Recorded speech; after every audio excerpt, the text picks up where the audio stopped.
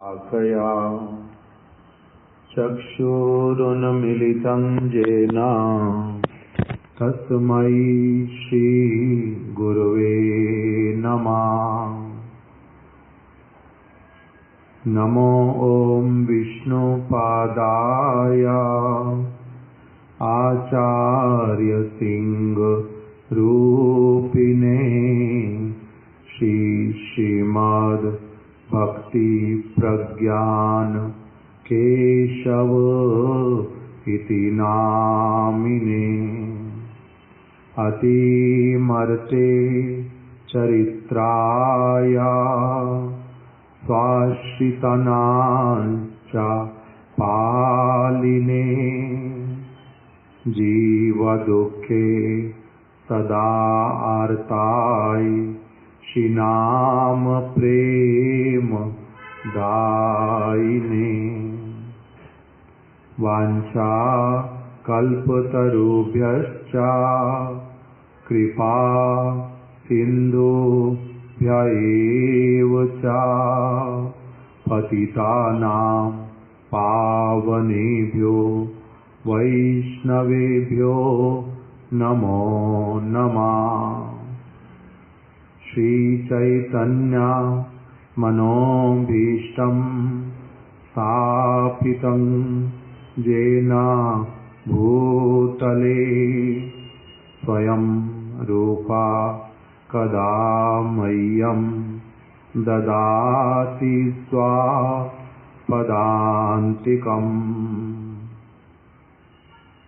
श्रीकृष्ण चैतन्य प्रभु नित्यानंद श्री अद्वैत गदाधर शिवासादि गौर भक्त वृंद।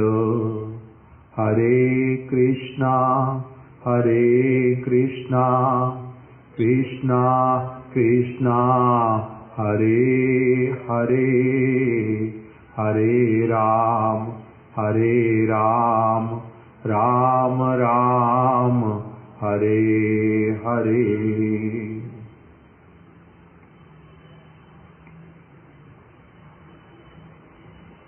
हम लोग हमारे परम गुरुदेव नित्य लीला प्रविष्ट ओम विष्णुपाद अष्टोत्तर शतश्री श्रीमद् भक्ति प्रज्ञान केशव गोस्वामी महाराज जी के द्वारा लिखित अथवा रचित शास्त्रीय साधु संघ नामक जो प्रबंध है, इसको हम लोग श्रवण कर रहे हैं, जिसके अंतर्गत परम गुरुदेव हम लोगों को बतला रहे हैं कि चेतन जीव 24 घंटे संग किए बिना नहीं रह सकता। 24 घंटे में से 24 घंटे ही वो किसी न किसी का संग अवश्य ही करता है। या तो वो साधु संग करेगा निरंतर, या फिर उसके स्थान पर असत्संग, भले ही वो अंदर से हो या बाहर से हो। बहुत बार लोग असत्संग ही करते, अंदर से भी बाहर से भी, उसमें लज्जित अनुभव नहीं करते। कुछ कुछ लोग होते जो बाहर में असत्संग करने में लज्जित होते और अंदर ही अंदर में करते रहते हैं। किंतु जो सज्जन व्यक्ति का संग जिनको प्राप्त हो जाता, साधु संग जो कर लेते, उनका अंदर और बाहर दोनों ही जो असत्संग है वो पूर्ण रूप में नष्ट हो जाता, चला जाता है। वो फिर अपना संपूर्ण रूप में सब समय साधु संग ही करते हैं, अंतर में भी बाहर में भी सब समय साधु संग करते हैं। तब फिर इससे आगे परम गुरुदेव ने बतलाया कि सब समय जब हमें जो भक्त भागवत उनका यदि साक्षात रूप में संग नहीं मिलता, उस अवस्था में साधु संग के अतिरिक्त, शास्त्रीय साधु संग के अतिरिक्त हमारे मंगल का और क्या उपाय हो सकता है, अर्थात और कोई भी नहीं। हम लोगों को उस अवस्था में सदैव शास्त्रीय साधु संग जो है उसका सेवन करना चाहिए, अर्थात शास्त्र की सेवा करनी चाहिए, शास्त्र के निकट में बैठना चाहिए, शास्त्र को श्रवण करना चाहिए और शास्त्र के उपदेशों को भली प्रकार से समझना चाहिए, प्रार्थना करनी चाहिए, आचरण करना चाहिए उनके उपदेश का। इस प्रकार से कह रहे हैं, तभी क्या है, हमारा मंगल है। क्यों? क्योंकि साधु संग किए बिना भगवान श्री कृष्ण में किसी की भी मति नहीं लगती। इसीलिए हम लोगों का जितना अधिक हो सके सब समय साधु संग करना चाहिए। उसके बाद में परम गुरुदेव, यहाँ तक हमने कल सुन लिया था कि यदि कृष्ण के चरण कमलों में मति लगाने की इच्छा यदि तुम्हारी है, यदि ते हरिपाद सरोज सुधा रसपान परम हृदयम सततम। आगे,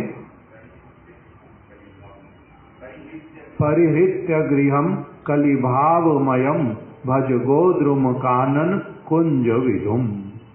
श्रीला भक्ति विनोद ठाकुर जी ने प्रार्थना किया और एक इस श्लोक के अंतर्गत तो वो कह रहे हैं, यदि ते हरिपाद सरोज सुधा, यदि तुम्हारी ऐसी अवस्था आई है कि तुम अब भगवान श्री हरि के चरण कमलों में जो मकरंद अमृतमयी सुधा जो प्रवाहित होती है, उसका यदि पान करने का तुम्हारा अभिलाषा उत्पन्न हुआ है, प्यास लग आई है तुम्हारे को, जैसे पानी पीने की प्यास लगती है, फिर जहाँ पर जल का स्रोत होता है, जल का आशय होता है, जलाशय, वहाँ पर व्यक्ति जाता है और जल को लेकर के जल का पान करता है।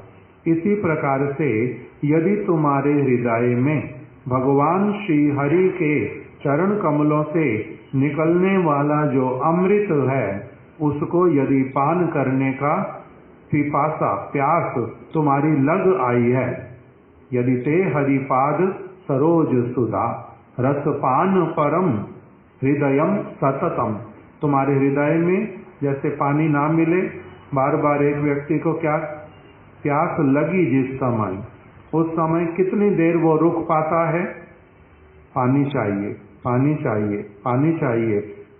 बस में जा रहे, बस वाले को बोलते भैया बस रोक दे, 2 मिनट पानी मेरे को खरीदने दे।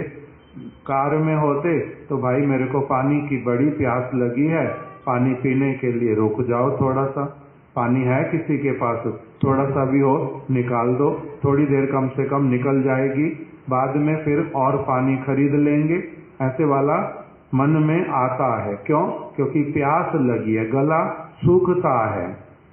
उस प्रकार से रसपान परम हृदयम सततम, यदि तुम्हारे हृदय में उस अमृत को पान करने की जो अभिलाषा वो सतत जागृत होती है, सब समय जो देखो तो सही वो है कैसी वस्तु, अमृत कैसा है वो, यदि ये पिपासा तुम्हारी हो गई है। परिहृत्य गृहम कलिभावमयम, तब तुम क्या करो, जो कली का वास्तविक रूप में बहुत प्रकार का जो विस्तार है, त्यज परिहृत्य गृहम कलिभावमयम, कली के भावों से, कली की भावनाओं से जो भरा हुआ जो सारा चित्त वृत्ति है, घर है, जिसके भीतर में तुम बैठे हो, उसमें से निकलो। कार को रोको, कार में से निकलो, पानी बाहर जा करके पी लो। इस प्रकार से तो यहाँ पर बोल रहे हैं कि यदि तुम्हारे हृदय में ये कामना आ गई है कि तुम्हें कृष्ण के चरण कमलों में अपनी मति लगाने की इच्छा है, कामना है, तब तुम्हें क्या करना चाहिए? साधु संग करना चाहिए। साधु संग नहीं करने से कृष्ण में मति नहीं लगेगी। जल के स्रोत के पास जाकर के वहां से जल पान किए बिना तुम्हारी प्यास नहीं बुझेगी। प्यास लगी, छटपटा रहे हो, देखो जल वहां पर है, वहां चले जाओ, जल ले लो और उसको लेकर के मुख में डालो, पान करो। उस प्रकार से तो इसको कह रहे हैं ये साधु संग। क्या है वो है भगवान श्री कृष्ण में मति को लगाने वाला, मति को प्रदान करने वाला। जैसे जलाशय है, जल प्रदान करने वाला। कुआं है, उसमें जल अपनी आप नीचे से आता रहता। नदी है, वो गंगा गोमुख से, गंगा अपनी आप गोमुख से आती हैं, तो वहां पर जाओ, जल मिल जाएगा। इसी प्रकार से कृष्ण के चरण कमलों में मति को यदि लगाने की इच्छा, तब तुम्हें क्या करना चाहिए? साधु के निकट में जाओ, वहां पर जो उनके हरि कथा रूपी मंदाकिनी उनके मुख से जो प्रवाहित होती है, उनका जो आदर्श चरित्र, उस वहां से जो शिक्षा मिलती है, उसको लेकर के क्या कर लो? ग्रहण कर लो, पान कर लो, सेवन कर लो। तब उससे तुम्हारा क्या हो जाएगा? तुम्हारे को परम संतुष्टि की प्राप्ति होएगी, कृष्ण में मति लगेगी, कृष्ण में मति लग जाएगी। सूत्राम साधु शास्त्र अनुगत्यहीन सेवार चलनाएं इंद्रिय तर्पण कोरिया साधु संगे वसत सिद्धांत आलोचनाएं उदासीन थाकिले आमदेर की लाभ होइबे। प्यास लगी है, प्यास लगी है, प्यास लगी है, किंतु गाड़ी मत रोको।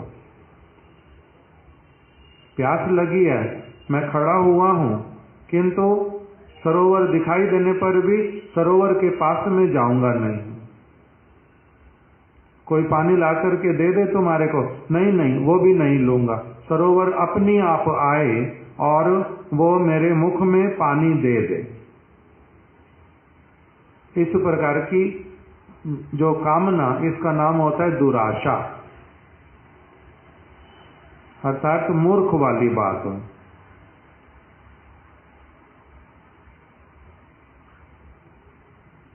इसलिए एक कीर्तन में बोलते हैं, करी नीरेवास गेलो ना पियास आपन कर्म दोषे। कर्म का दोष होने से ही प्राचीन पूर्व जन्मों में अथवा इसी जन्म में ऐसे कोई पापमय कार्य कोई व्यक्ति करता है, जिसके कारण क्या हो जाता है? सरोवर के निकट में होने पर भी इतना मूर्खता, प्यास के कारण मर रहा, किंतु पानी लेके पी नहीं सकता। पानी पास में, करी नीरे वास, नदी के निकट में, सरोवर के निकट में वास करता हूँ, वहीं पर बैठा हूँ बिल्कुल तट के ऊपर। करी नीरे वास गेलो ना पियास, फिर भी मेरी प्यास जो है वो बुझेगी नहीं, बुझती नहीं। क्यों? आपन कर्म दोष, अपने ही कर्म के दोष के कारण। जैसे कोई व्यक्ति क्या करता है, किसी का कोई सगा व्यक्ति जो है वो गुम गया, मिलता नहीं है, मिलता नहीं है। अभी उसको ढूंढने के लिए निकल पड़े, ढूंढते हैं इधर से उधर, उधर से उधर, उधर से उधर, एक स्थान पर ऐसे पहुंचे, ये ढूंढने वाला व्यक्ति जो है वो ढूंढते ढूंढते इधर मुख करता है और जो जिसको ढूंढ रहा था वो पीछे से निकल जाता है। अगर इधर मुख होता एकदम से देख लेता। ऐसे वाला कितनी बार चलचित्र में दिखलाते हैं ना, बहुत स्थानों पर ही दिखलाते हैं। तो इसको क्यों नहीं दिखाई दिया? बिल्कुल पास में से गया, उसको दिखाई दिया नहीं। और किसी को कोई देखना भी नहीं चाहते थे, अचानक एकदम से नजर पड़ गई। जिसको अचानक ही नजर पड़ गई, हठात मिल गया, उसको कहते सौभाग्यवान। और जिसका निकट में से जाने पर भी दृष्टि पड़ा नहीं, उसको क्या कहेंगे? दुर्भाग्यशाली। इसीलिए बोल रहे करी नीरे वास, नदी के निकट में वास करने पर भी क्या होता? गेलो ना पियास, प्यास नहीं बुझती। किस लिए? आपन कर्म दोषे, अपने कर्म के किसी दोष के कारण। तो इसी प्रकार से यहाँ पर बोल रहे हैं कि साधु के होने पर भी, शास्त्र के होने पर भी यदि मैं तब भी उनका लाभ नहीं उठाता, ग्रंथ लेना नहीं चाहता, किसी ने दे दिया, कैसे दे दिया? बिना किसी मूल्य के, केवल क्या कह दिया? ये ले लो भाई, बहुत अच्छी चीज है, मैं सब में वितरण कर रहा हूं, तुम भी इसको ले लो। उसको ले करके लेना नहीं चाहता, जबरदस्ती कर दिया, दे दिया। देने पर भी उसका अनादर करके उसको फेंक दिया, उसको पढ़ता ही नहीं, उसका लाभ उठाता नहीं। क्यों? आपन कर्म दोषे, अपने ही कर्म के दोष के कारण। भागवत, गीता, कोई भी और शास्त्र जो भी व्यक्ति पढ़ना चाहे, उसको देने के लिए अनेकों लोग हैं कि ले लो भाई, हम दे देते, पढ़ लो। कितने लोग ग्रंथ देना चाहते, स्पॉन्सर करना चाहते, तभी लोग पढ़ नहीं पाते। क्यों? आपन कर्म दोष। स्वयं खरीद सकते, हजारों और चीजें खरीदते जिसके द्वारा उनका अमंगल होएगा, जो उनके केवल क्षणिक काम आएंगी, तात्कालिक वस्तुएं, उसको लेगा, उसी में रमा रहेगा, किंतु इस वस्तु का आदर नहीं कर पाएगा। साधु के मिलने पर भी उनका संग नहीं कर पाएगा, उनका संग नहीं करेगा, उनकी बात ग्रहण नहीं करेगा। कोई टीवी में कुछ बोल देगा, फेसबुक में कुछ सुनेगा, उसी में बड़ा विश्वास और उसी को पालन करने लग पड़ेगा, अपना बुद्धि नहीं लगाएगा। क्यों? क्योंकि अपन कर्म दोष है। अपने कर्म के दोष के कारण अलग अलग जंजालों में एक व्यक्ति फंसता, अच्छी वस्तु का आदर नहीं कर पाता। मेरे कर्म का दोष चला जाए, उसके लिए क्या करना पड़ेगा? जैसे किसी को बोलते पितृदोष है, पितृदोष जाएगा कैसे? पितृदोष के कारण मेरे को ये सब पता नहीं है, 1% भी कुछ नहीं पता, किंतु किसी के माध्यम से कान में शब्द पड़ता है, केवल पितृदोष हो गया हमारा, पंडित जी ने कहा पितृदोष है तुम्हारा।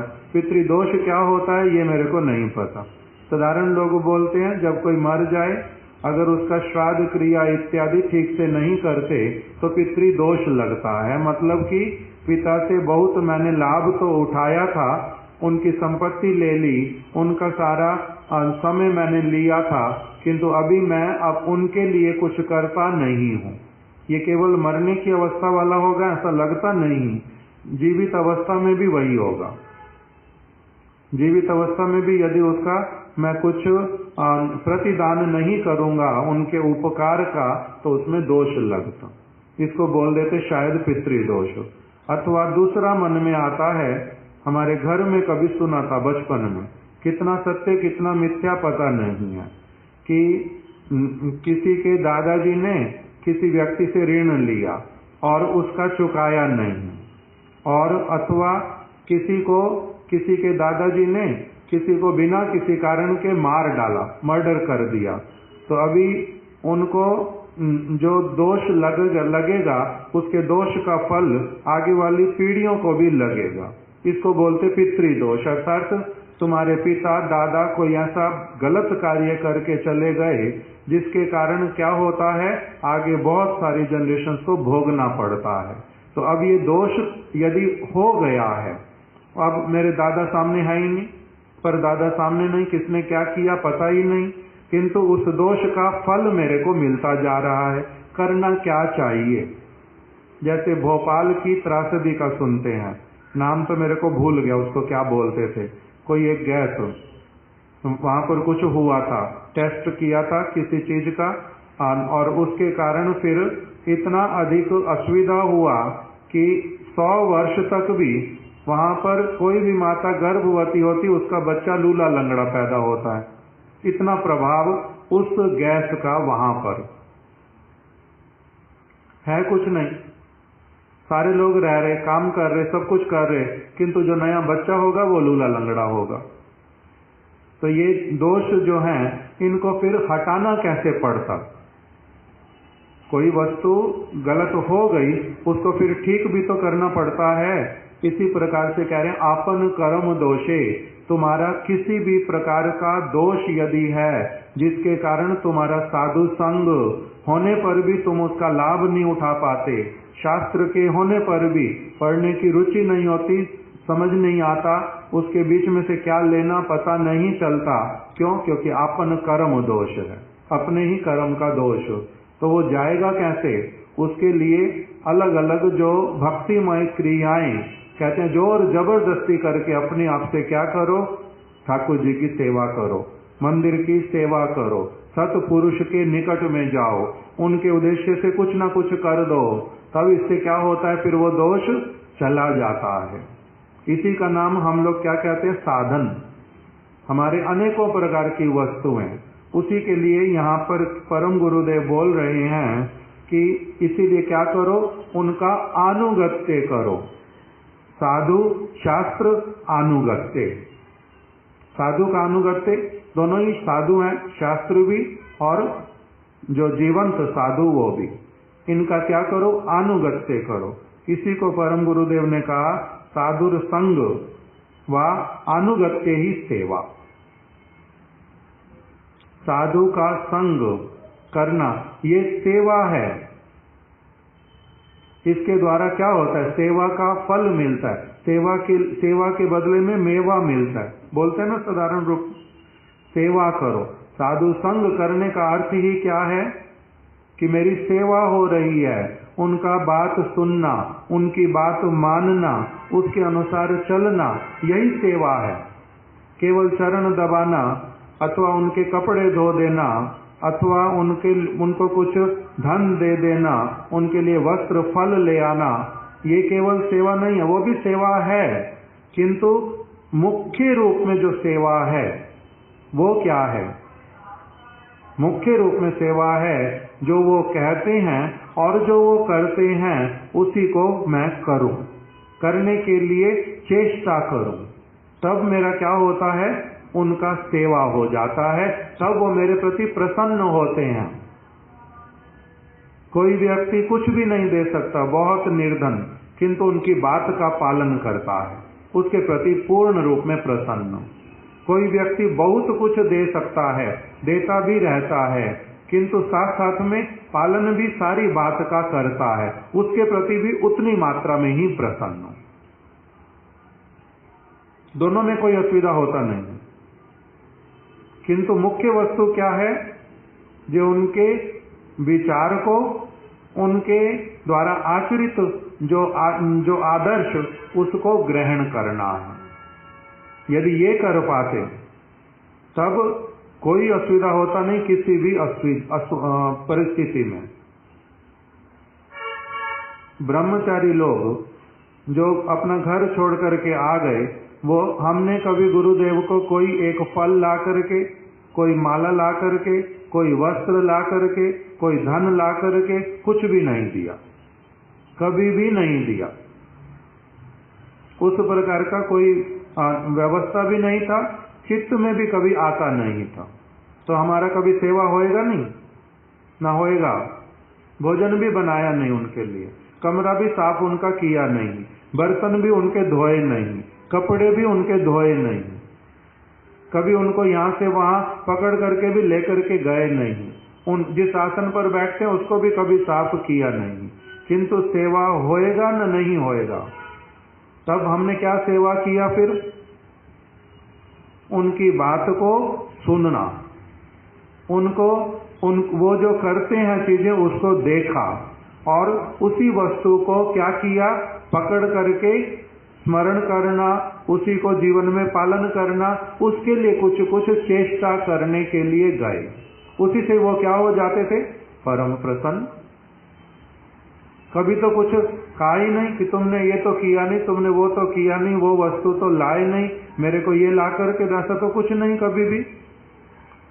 तो इसी प्रकार से कोई व्यक्ति यदि गृहस्थ भी हो, निर्धन भी है, कभी कुछ भी नहीं दे सकता, तब भी क्या हो गया उसका, यदि वो केवल क्या करेगा, गुरु शास्त्र साधु का बात को लेकर के उसको अपने जीवन में पालन करने के लिए क्या करेगा, चेष्टान्वित हो जाएगा।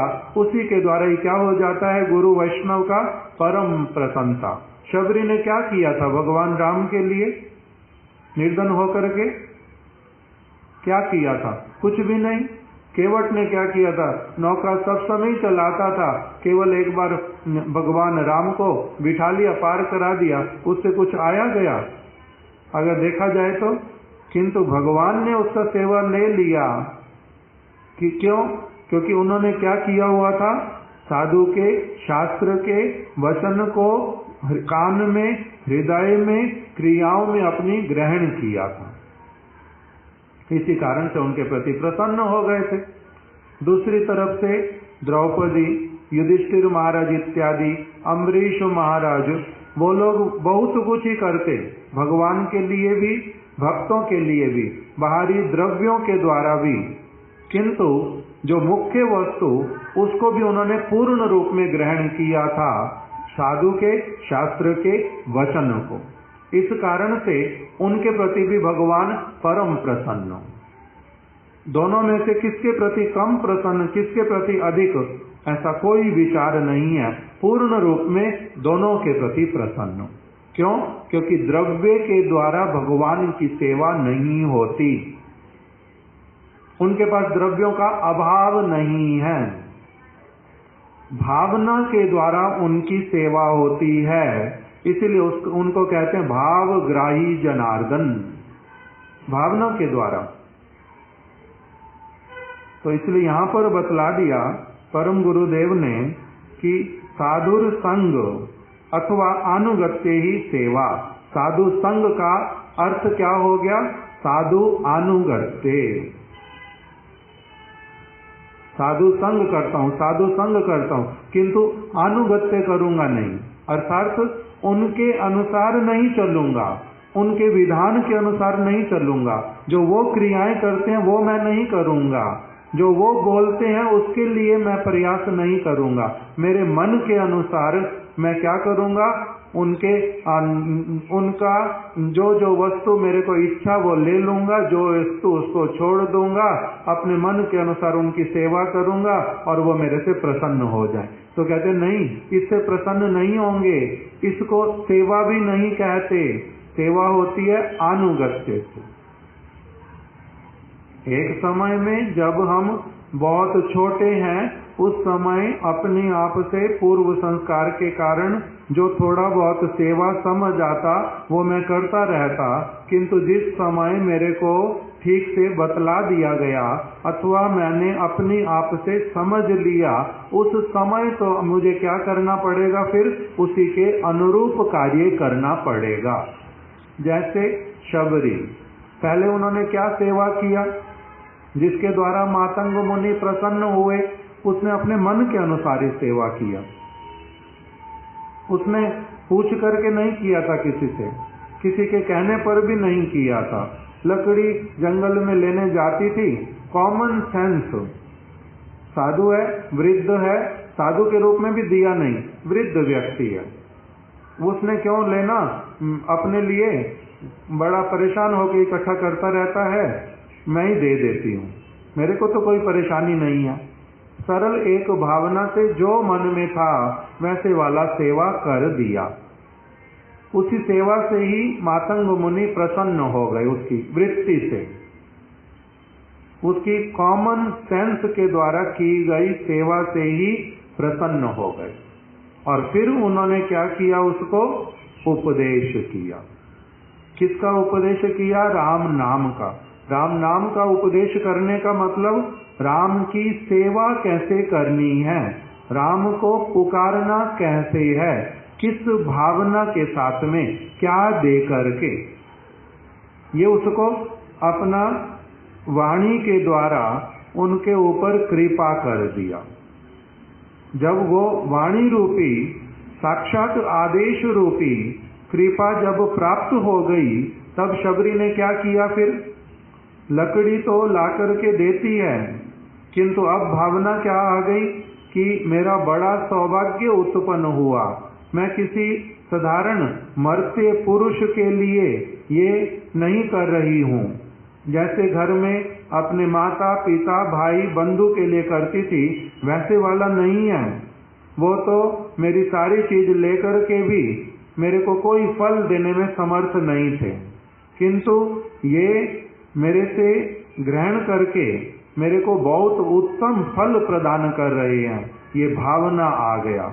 अब जब वो सेवा करती है, उसके साथ में जो भावना मिश्रित है, उसका फल है फिर भगवान की कृपा उनके प्रति होना। पहले सरल भावना से, कॉमन सेंस से उनको भी एक साधारण वृद्ध व्यक्ति मान करके किया, किंतु बाद में उनके प्रति भावना बदल गई कि ये उस प्रकार के नहीं है, ये वृद्ध मेरे ऊपर निर्भर हैं, मैंने कोई एहसान नहीं किया इनके ऊपर कुछ दे करके, इन्होंने उल्टा वैसे वाला अपना स्वरूप बना करके, सर्व समर्थ होने पर भी ऐसा स्वरूप बना करके मुझे कृतार्थ करने के लिए उन्होंने मेरी सेवा ग्रहण कर ली और इसके द्वारा मेरा परम मंगल कर दिया। अब इन्होंने जैसा मुझे कहा है, मैं उसी प्रकार से भगवान को, भक्तों को, वैष्णवों को उसी प्रकार से देखूंगी, उसी प्रकार से पुकारूंगी।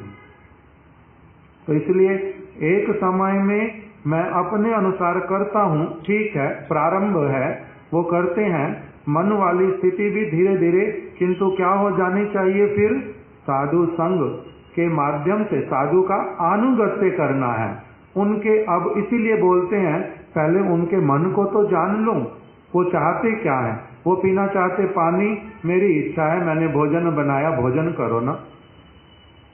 वो चाहते हैं अभी थोड़ा सा शांति पूर्वक बैठना, किंतु मैं क्या चाहता हूँ कि नहीं, अभी तो आपके पास कोई है ही नहीं, इसलिए मेरे मन में जो जो बातें आती उसको सुन लो और मेरे को उत्तर दे दो, मेरे साथ वार्तालाप करो। तो ये जो सारी वस्तु, इसको फिर क्या करना पड़ता? समझना पड़ता।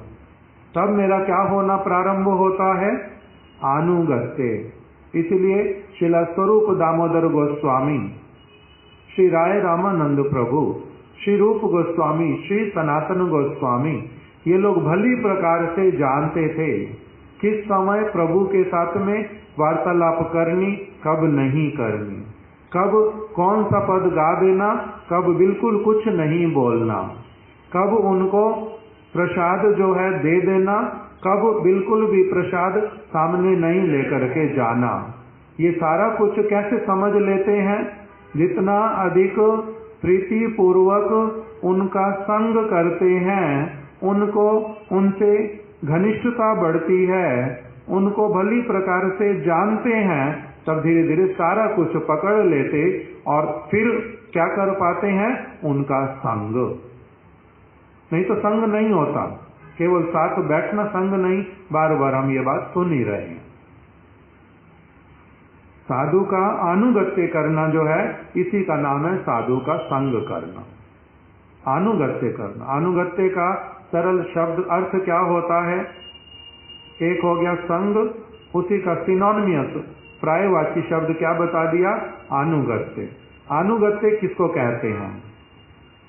सरल भाषा में, बिल्कुल सरल भाषा में एकदम से।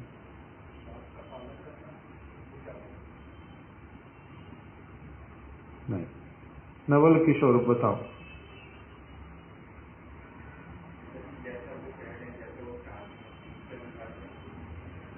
उनके मन के अनुसार चलना। सरल शब्द में संग शब्द का अर्थ क्या हो गया? मैं किसका संग करता हूं? जिसके अनुसार चलता हूं। जैसे घर में किसके अनुसार चलना पड़ता है? जो घर में बड़ा होता है, जिसका प्रभाव होता है, उसी के अनुसार चलना पड़ता है। विद्यालय में किसके अनुसार चलना पड़ता है? अध्यापक के अनुसार चलना पड़ता है। किसी के घर में गए, वहां पर जाकर के किसके अनुसार चलना पड़ता है? किसी के भी घर में गए, वहां पर किसके अनुसार चलना पड़ता है? जिसका घर है, जहां पर जो वॉशरूम यूज करने के लिए बोलेगा मैं वही वाला यूज करूंगा। जिसका मैं क्या पूछूंगा वहां पर? उन्होंने मुझे बिठा दिया कहीं पर, मैं बैठ गया। मेरे को अब बाथरूम आया है, तो मैं क्या पूछूंगा? मेरे को टॉयलेट कहाँ पर है, कहाँ पर यूज कर सकता हूँ, बता दो। तो वो जो उनके घर में 10 टॉयलेट हैं, वो जो टॉयलेट कहेंगे वही वाले तो यूज करूंगा ना, अपने अनुसार। नहीं मैं यहाँ नहीं जाना चाहता, कोई और दिखाओ, ऐसा बोलेंगे? नहीं। तो जहां पर जाते हैं, एरोप्लेन में बैठा हूं, किसके अनुसार चलना पड़ेगा? वहां पर जो अनाउंस करेंगे उसके अनुसार, एयर होस्टेस जो कहेगी उसके अनुसार, वही तो। कभी कभी क्या होता, एकदम से वहां सीट बेल्ट खोल करके उठते यूरिन पास करने जाऊं, वो एकदम से बैठते, नहीं अभी बैठ जाओ 5 मिनट, अभी और नहीं उठ सकते, 5 मिनट टॉयलेट करो, बोलते हैं ना। तो ये वहां पर बैठे तो किसके अनुसार चलना है? उनके अनुसार चलना। इसी का नाम अनुगत्य है। अनुगत्य कोई बहुत बड़ा शब्द नहीं है, बहुत हवा नहीं है। अनुगत्य का अर्थ क्या है?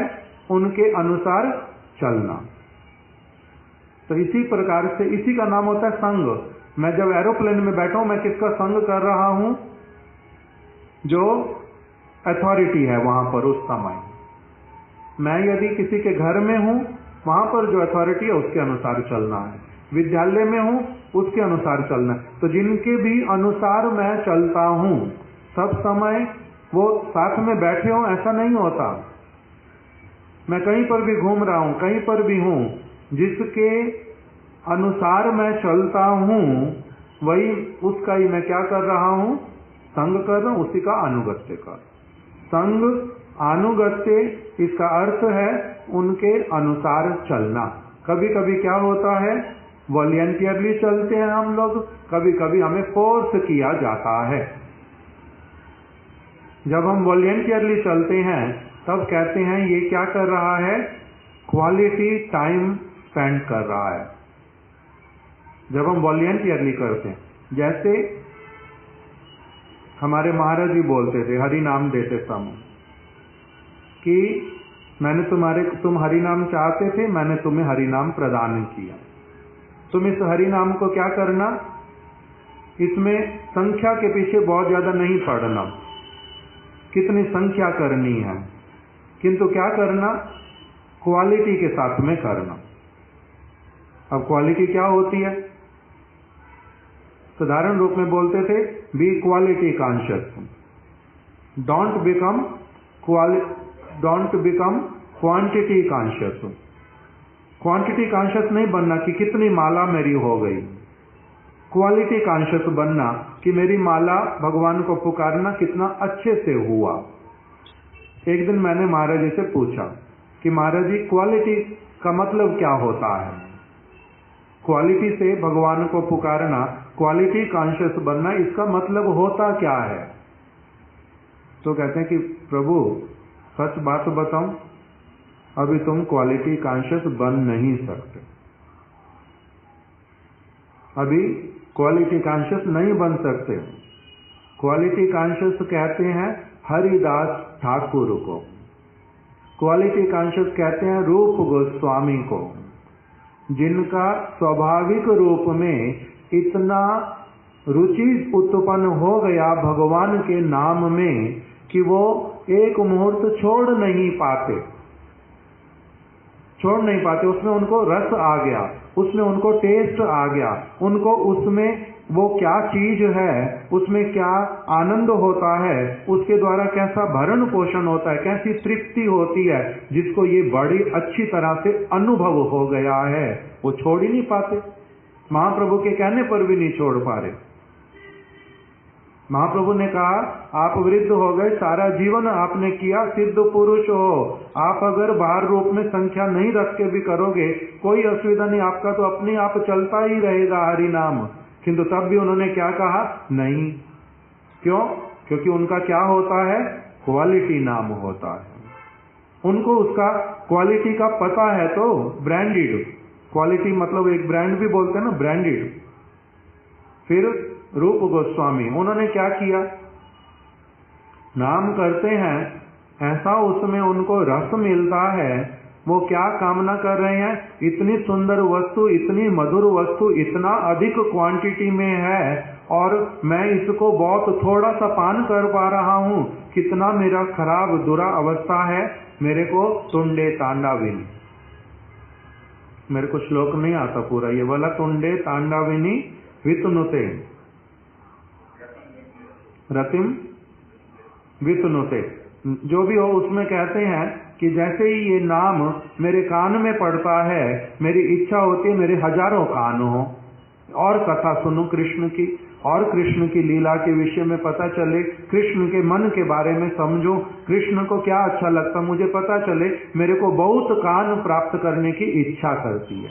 जैसे ही जीवा पर ये बात आती है कृष्ण की, कृष्ण नाम आता है, तो मेरी क्या इच्छा होती है, मेरी अनेकों जीवाएं हों, जिसके द्वारा मैं निरंतर इतने सारी मैंने उनकी चीजें देखी, इतनी सुनी, इतना श्रेष्ठ महात्म्य है उनका, मैं एक जीवा के द्वारा कितना समय लगेगा, कब तक बोलता रहूंगा, मेरी हजारों जीवाएं हों, साथ साथ बोलूं, तब मेरे को तृप्ति होएगी। तो ये जिसका अवस्था आता है उसका नाम जो हो रहा है उसको बोलते हैं क्वालिटी नेम, रुचि के साथ में। कहते आप लोगों का अभी होएगा नहीं, इसलिए क्या कर देना पड़ता, कुछ संख्या निर्धारित कर देनी पड़ती। वो क्वालिटी वाली थोड़ा ना है, क्वालिटी वाली अपनी आप से होती है, किंतु बोल देता हूं किस लिए कि वहां तक पहुंचना है, वो लक्ष्य है। जैसे बच्चे का पढ़ने का रुचि नहीं है, वो कोई सब समय पढ़ सकता है, इसलिए उसके लिए थोड़ा सा समय कम से कम खेलते कूदते, बिल्कुल छोटे बच्चे को खेलते कूदते उसी के बीच में थोड़ा सा करा देते पढ़ाई लिखाई। वो जबरदस्ती वाला कि 10 मिनट अब पूरी तरह से कोई बात नहीं करनी पड़ेगी, कुछ नहीं करना पड़ेगा, जो मैं बोलता हूं तुम भी उसी को दोहराओ, बार बार दोहराओ, ये जो कर देते हैं इसी का नाम क्या है, क्वांटिटी। ये क्वांटिटी करते करते करते करते तुम्हारा कभी हो सकता है क्या होगा, क्वालिटी आएगा। किंतु यदि क्वांटिटी भी शुरू नहीं करोगे, क्वालिटी कब आएगा, कैसे आएगा? तो इसलिए क्या करना पड़ता, बी क्वालिटी कॉन्शियस, मतलब कि लक्ष्य रखो वो वाला, बट प्रारंभ कहां से करना पड़ेगा, be quantity conscious at least. Quality conscious तो बन नहीं पा रहे, बहुत दूर लगती है वो चीज। कम से कम क्या करें फिर, क्वांटिटी कॉन्शियस तो बने कि इतनी संख्या में करूंगा, इतनी संख्या तो करूंगा, कम से कम मुख से ही बोलूंगा, जैसे भी होगा वैसे ही करूंगा, कुछ तो करूंगा उस प्रकार से। तो इसीलिए सरल रूप में, इसलिए हमारे गुरु वर्ग जो बात हमें बोल रहे हैं उसी को मैं अगर सुन करके अपने जीवन में लेता हूं, इसी का नाम अनुगत्य हो जाता हूं, इसी का नाम होता संग। मैं उनका संग कर रहा हूं। श्रील स्वामी महाराज जी से उनके किसी एक शिष्य ने प्रश्न किया, महाराज जी प्रभुपाद आप तो केवल 2 दिन के लिए हमारे वाले स्थान पर आते हैं पूरे वर्ष में, एक वर्ष में केवल 2 दिन ही आप आते हैं, तो फिर हमारे को आपका जो संग है वो कैसे मिले, आपका संग तो हमें बहुत कम मिलता है। वो उन्होंने आंसर किया, मेरा संग ऐसा लिमिटेड नहीं है केवल कि मैं जब केवल ग्रॉस बॉडी में तुम्हारे सामने हूं तभी तुम मेरा संग कर सकते हो। मेरा संग इतना लिमिटेड नहीं है। संग का अर्थ होता है बहुत विस्तृत वस्तु। मैं कहीं पर भी क्यों नहीं रहूं, तुम कहीं पर भी क्यों नहीं रहो। यदि हम चैतन्य महाप्रभु की बात को मानते हैं, तुम भी उनके कहे अनुसार हरि नाम करते, मैं भी उनके कहे अनुसार हरि नाम करता हूं। वी आर ऑलवेज टुगेदर, हम सभी एक साथ हैं। चाहे तुम कहीं रहते, चाहे मैं कहीं रहता हूं, चाहे हम केवल 2 दिन मिलते वर्ष में, हो सकता कभी भी ना मिलना हो, किंतु यदि तुम भी सब समय वही करते रहोगे, मैं भी सब समय वही करता रहूंगा। हम सभी एक साथ में हैं सब समय के लिए। इसी का नाम संग होता, अर्थात मैंने अनुगत्य करना प्रारंभ किया। उन्होंने जो कहा था चैतन्य महाप्रभु ने, मैंने वही पालन करना प्रारंभ किया।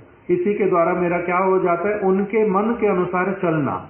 जैसे हमारे माता जी घर में, पूर्व आश्रम में माता जी वो बहन को बोलती थी, जिस घर में जाएगी उनके अनुसार चलना। उनको, उन लोगों को जो अच्छा लगता, उनके घर में जैसा माहौल है, जिस तरह से वो चाहते वैसे वाले चलना। तो इसी का नाम क्या हो जाता है, अनुगत्य। इसी के द्वारा जो घर के व्यक्ति हैं उनका तुम्हारे साथ अच्छा संबंध रहेगा, विश्वास होगा, तुम बड़ी प्रसन्न रहोगी। हम लोग भी जिस कारण से तुम्हारा वहां विवाह किया, हम भी बड़े संतुष्ट, अपने घर में क्या है, खुश है। इसी का नाम क्या होता है, पति के अनुसार चलना, सास के अनुसार चलना, घर वालों के अनुसार चलना। जो भी बोलते हैं इस हमारे को, अब हम क्या बोल रहे हैं, साधु के अनुसार चलना, भगवान के अनुसार चलना, जो वो चाहते उसी के अनुसार चलना। और वो ऐसे वाले व्यक्ति नहीं है जो दुष्ट हों, ऐसे वाले व्यक्ति नहीं है जो हमारा लाभ उठाना चाहते, ऐसे वाले व्यक्ति नहीं है जो हमारे को ऐसा कोई काम बोलेंगे जिससे हमारा अमंगल होगा। उनके अनुसार चलने पर सब कुछ कैसा होगा, परम मंगल, परम लाभकारी, परम शुभ।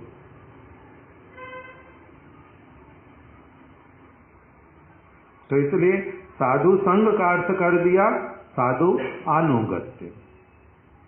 इसी को ही साधु सेवा भी कहते हैं। सरल सरल अर्थ हैं बिल्कुल, शब्द भले अलग अलग हों किंतु एक ही बात है। साधुर श्रीमुख विगलित हरि कथा, और शास्त्रीय कथा ही आमादिक के हरि गुरु वैष्णव चरणे आकृष्ट कराए। हमारा हरि के प्रति, गुरु के प्रति, वैष्णव के चरणों में जो आकर्षण होगा वो कैसे होएगा, वो कहते हैं इसी प्रकार से ही होता है, साधु के मुख से निकली हुई कथा के माध्यम से। भागवत इत्यादि किसके मुख से निकला है, वेद व्यास जी के मुख से, उनकी लेखनी से, भगवान के मुख से। ये उनके मुख से जो निकले हुए वचन, साधु के द्वारा सुने गए वचन, वेद व्यास जी ने सुना, फिर लिख करके रखा आगे के लोगों को सुनाने के लिए। जो साक्षात संग कर रहे हो वो इस साक्षात सुन लो, नहीं तो जिनको मेरा साक्षात संग नहीं मिल रहा, वही मेरी की हृदय की बात जो मैंने सुखदेव को सुनाई है, वही की वही बात ही मैंने लिख करके रख दी है। अब मैं केवल अपने मुख से नहीं बोल रहा, किंतु रिकॉर्डिंग के रूप में बोल रहा हूँ। ये रिकॉर्डिंग है, उन्होंने रिकॉर्ड करके रख दिया, लिख करके रख दिया, ये रिकॉर्ड है, उसी को सुन लो, तुम्हारा मंगल होगा उसी के द्वारा। इस प्रकार की बात परम गुरुदेव बोल रहे हैं कि वो शास्त्र भी और साधु भी दोनों की एक बात बोल रहे हैं साक्षात मुख से, और दूसरे वाले जो हैं उसी बात को मुख से नहीं बोल करके वो लिख करके तुम्हें कह रहे हैं देखो। तो मेरी बात समझ लोगे या नहीं समझ लोगे? अभी मैं बोल रहा हूँ, आप समझ रहे हो मेरी बात को। अभी मैं अगर कहूँ कि मेरे से बोला नहीं जा रहा, मैं लिख करके दे देता हूँ, तो लिख करके जब दूंगा, आप में तो पढ़ने का सामर्थ्य है, हिंदी में लिखूंगा, आप हिंदी पढ़ लेते, तो उसको पढ़ करके समझ लोगे ना नहीं कि मैं क्या कह रहा हूँ, समझ लेंगे। इसी प्रकार से जो जीवंत साधु संग हमें मिलता है वो हम लोगों को इस प्रकार से सिखला देता है। इस प्रकार से हमारा जो है रुचि जागृत करता है, हमारे हृदय में प्रेरणा देता है कि शास्त्र का मतलब क्या है। साधु शास्त्र का अर्थ क्या है? जैसे मैं तुम्हारे को मुख से बोल रहा हूँ साक्षात रूप में, वही की वही बात ही किसी बहुत श्रेष्ठ जो परम भक्त भगवान के निज जन ने वही बात केवल लिख करके तुम्हारे को दिखला दी है। तुम उसको क्या करो? ग्रहण कर लो, तुम्हारा परम मंगल होगा। उसको सुन लो, उसको पालन कर लो।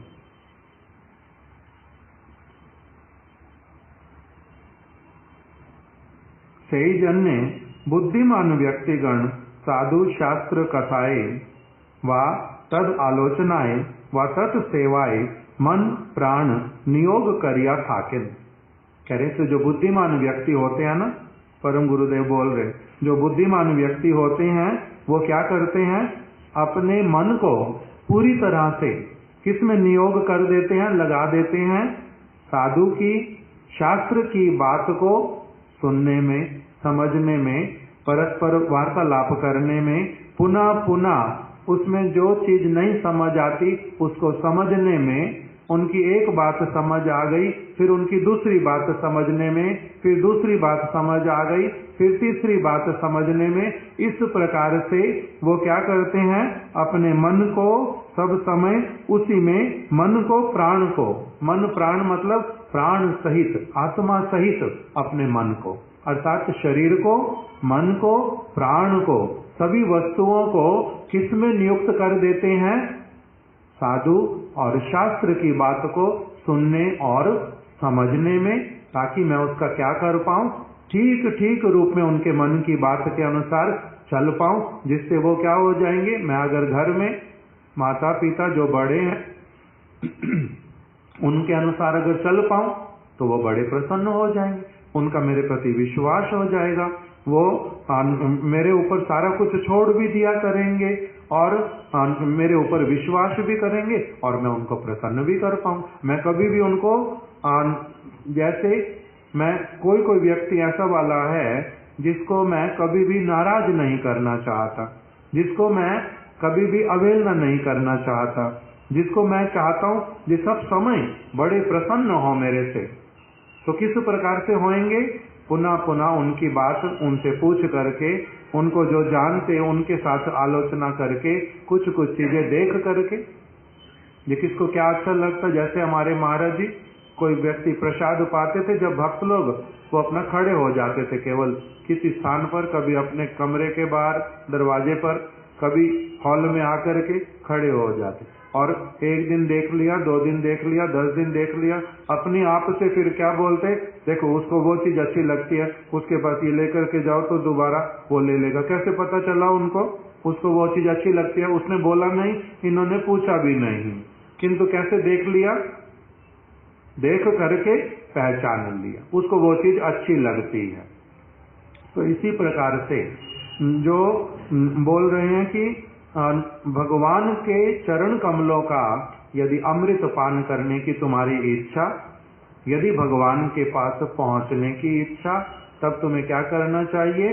साधु और शास्त्र जो भी वचन बोल रहे हैं उसमें कोई अंतर नहीं है, उसको उसी तरह से ग्रहण करना सीखो और ग्रहण करके क्या कर दो? क्या करो? अपने मन को, प्राण को उसी वस्तु में नियोग कर दो, उन्हीं के वचन को समझने में। यही उनकी सेवा, यही उनका अनुगत्य, इसी को बोल रहे हैं शास्त्रीय साधु संग। अब इससे आगे जो बोलेंगे हम लोग अब इसको कल आगे श्रवण करेंगे, अभी यहीं पर रख देते। शिला परम गुरुदेव की जय, शिला प्रभुपाद की जय, शिला गुरुदेव की जय। वांछा कल्प तरु